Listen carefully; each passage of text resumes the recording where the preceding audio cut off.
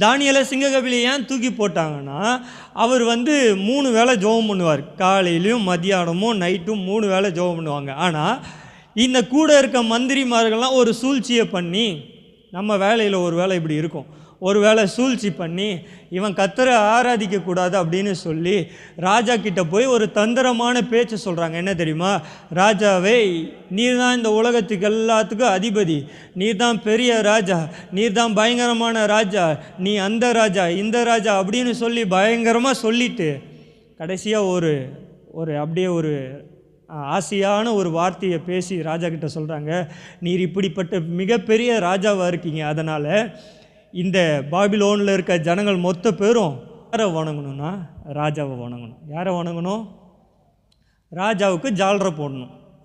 நம்ம பாஷையில் சொல்லணும்னா ராஜாவுக்கு என்ன பண்ணணும்? காலையில் வந்த உடனே ராஜா கிட்ட என்ன பண்ணணும்? ராஜா வாழ்க, நீங்கள் வாழ்க, உங்கள் குடும்பம் வாழ்கன்னு சொல்லி ஜால்ரா போடணும். திரும்பவும் மாலையில் மத்தியானம் வரணும், திரும்பவும் அதே போல் ஜால்ரா போடணும்.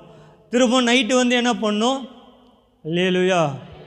இது முத்திரையிடப்பட்டு எல்லாருக்கும் அனுப்பப்பட்டது, எல்லாருமே செய்கிறாங்க. ஆனால் ஒருத்தர் மட்டும் என்ன பண்ணல?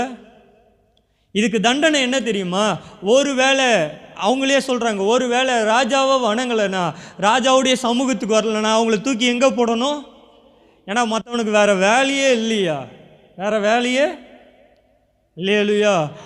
நம்மளை அழிக்கும்படியாய், நம்முடைய குடும்பத்தை அழிக்கும்படியாய் ஒருவேளை இப்படிப்பட்ட சூழ்ச்சியான பேச்சுகள் நம்முடைய குடும்பத்திற்கும் நமக்கு விரோதமாய் எழும்பலாம். ஆனால் இந்த சூழ்ச்சிக்கும் இப்படிப்பட்ட வார்த்தைகளுக்கும் நம்ம ஒரு நாள் என்ன பண்ணக்கூடாதுன்னா செவி கொடுக்கக்கூடாது. அல்லேலூயா.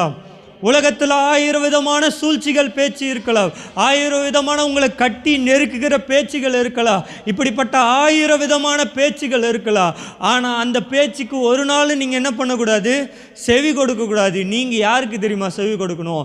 என்னை உயிரோடு காத்து தப்புவிக்கிற கர்த்தருக்கு மட்டும்தான் செவி கொடுக்கணும். அல்லேலூயா, அல்லேலூயா. தானியேல் தன்னை தப்புவிக்கிற கர்த்தருடைய சமூகத்தில் போய் தான் வழக்கத்தின்படியே, வசனம் அப்படி சொல்லு, தன்னுடைய வழக்கத்தின்படியே எங்கே தெரியுமா போறாரு? கர்த்தருடைய சமூகத்தில் அந்த பால்கனிகளை திறந்து எருசலேமை நோக்கி ஜெபம் பண்றாரு.